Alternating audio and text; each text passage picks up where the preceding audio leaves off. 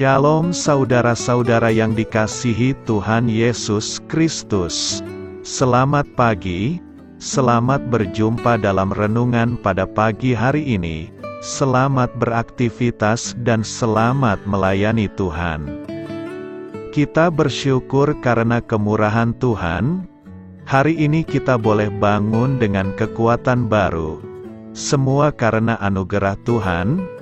Saat ini sebelum kita mendengarkan renungan firman Tuhan, marilah sama-sama kita berdoa. Bapa kami yang di sorga, Bapa dalam nama Tuhan Yesus Kristus, Tuhan dan Allah kami yang baik, kami bersyukur untuk berkat kemurahan-Mu, di sepanjang malam Tuhan sudah lindungi kami, dan pagi ini kami boleh ada sebagaimana kami adanya. Semua karena berkat kemurahan Tuhan. Saat ini kami mau mendengarkan sabda firman-Mu. Jamah hati kami Tuhan, berikan pengertian yang baru, untuk kami memahami firman-Mu dan taat melakukan kehendak-Mu. Dalam nama Tuhan Yesus, kami berdoa. Haleluya. Amin.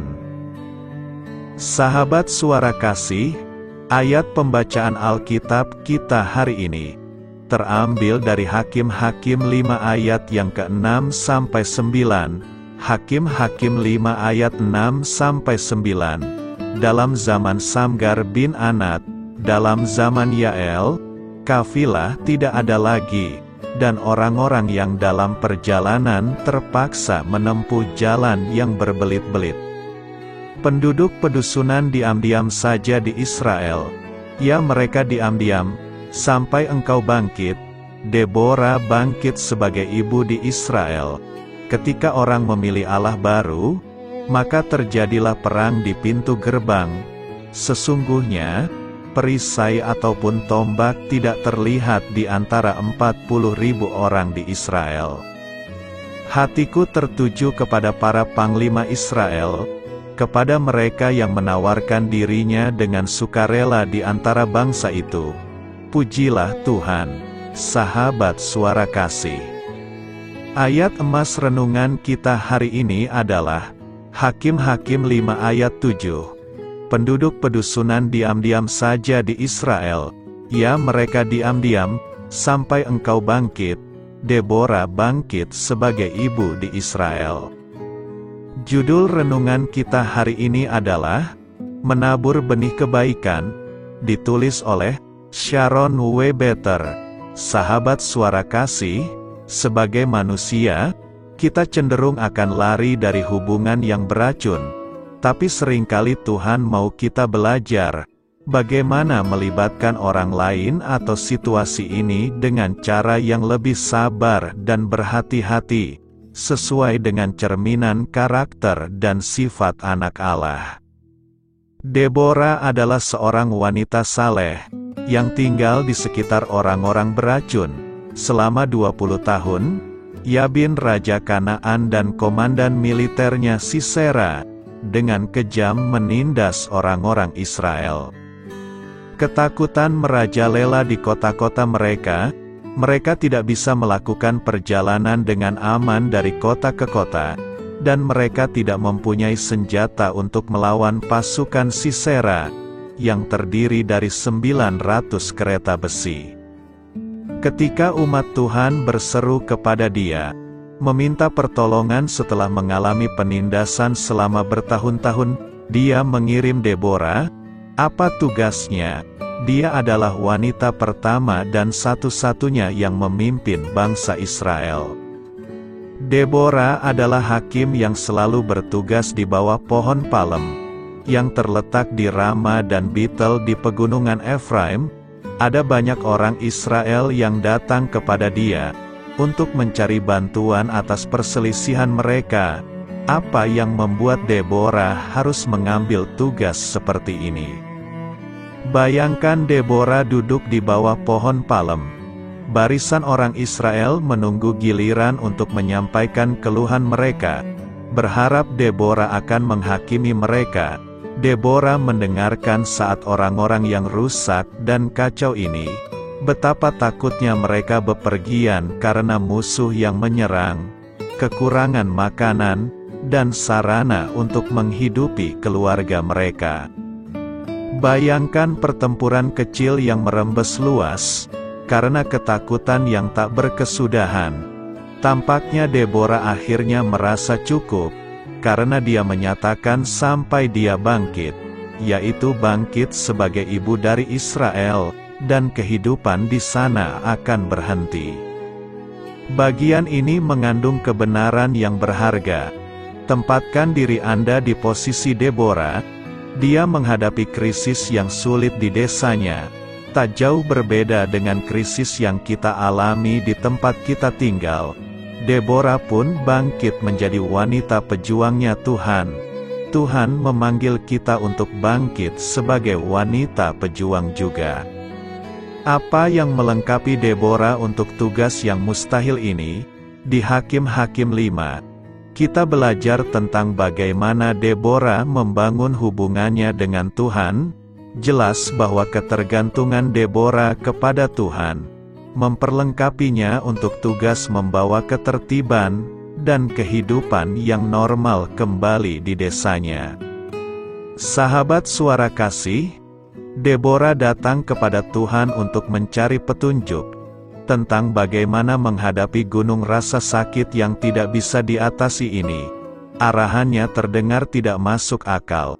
Deborah tidak hanya memberikan solusi dengan menyampaikan kebenaran, dia tidak memakainya untuk memperbaiki hidup orang lain, tapi dia memberi solusi yang relevan dan bisa diterima oleh orang-orang beracun di sekitarnya. Marilah kita renungkan, Tuhan menanam benih yang memberi kehidupan, melalui tindakan kebaikan yang tampaknya tidak penting. Saat Anda berdoa dan bertindak, jagalah harta karun itu dalam kegelapan, yang dikirim oleh Tuhan untuk mengingatkan Anda bahwa Dia adalah Tuhan, Allah yang memanggil nama Anda sejak dalam kandungan. Bapa, kami mau menjadi seorang pejuang, yang dipakai untuk memperbaiki tempat-tempat rusak di sekeliling kami.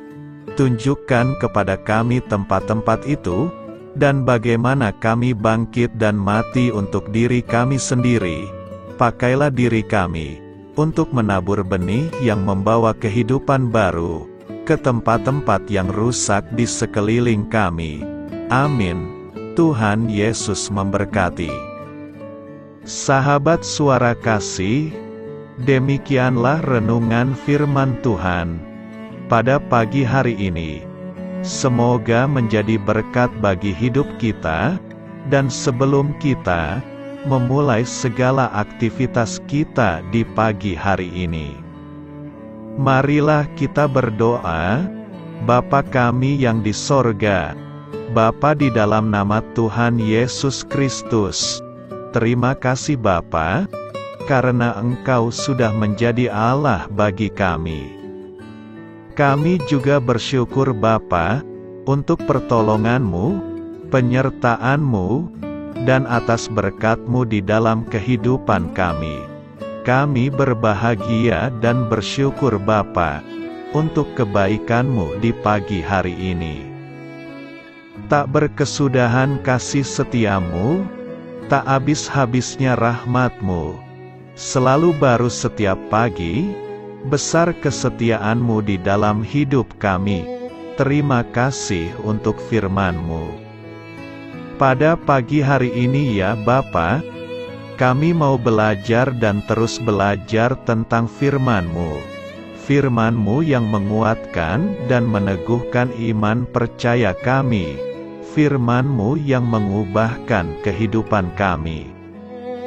Kami mau berjalan bersama dengan Engkau di sepanjang kehidupan kami Bapa, agar kami tidak tersesat di dalam dunia ini.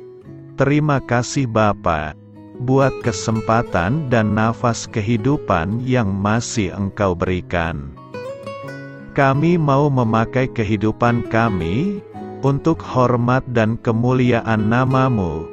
Segala pergumulan dan masalah hidup kami serahkan di dalam tangan-Mu. Engkau yang akan menyelesaikannya bagi hidup kami. Kami hanya berharap kepadamu, Bapa. Hamba berdoa untuk saudara-saudara kami, yang sudah mendengarkan renungan firman-Mu pada pagi hari ini, yang saat ini sedang mengalami sakit penyakit, pergumulan, masalah, kebutuhan ekonomi. Kiranya Engkau yang jamah, sembuhkan dan pulihkan. Berkati juga perekonomian mereka, serta berikan jalan keluar di setiap pergumulan masalah yang mereka sedang hadapi. Dan ajarlah kami Bapa, untuk selalu berharap dan percaya sepenuhnya kepada Tuhan Yesus. Kiranya Engkau yang terus memberkati kehidupan kami, keluarga kami, dan sanak saudara kami. Daerah tempat tinggal kami, bangsa dan negara kami, pemerintah-pemerintah kami, biarlah semuanya dalam perlindungan-Mu Bapa, dan jadilah sesuai dengan kehendak-Mu yang terbaik di dalam kehidupan kami. Dan pada pagi hari ini ya Bapa, kami mau berterima kasih buat perlindungan-Mu di sepanjang malam yang telah kami lewati. Pagi hari ini, kami akan memulai aktivitas kami sebagaimana mestinya. Kami yakin dan percaya, perlindungan-Mu tetap ada di dalam hidup kami, dan juga di sepanjang hari yang akan kami lewati ini. Terima kasih Bapa. Inilah yang menjadi doa dan permohonan kami. Dalam nama Tuhan Yesus Kristus, kami berdoa. Amin.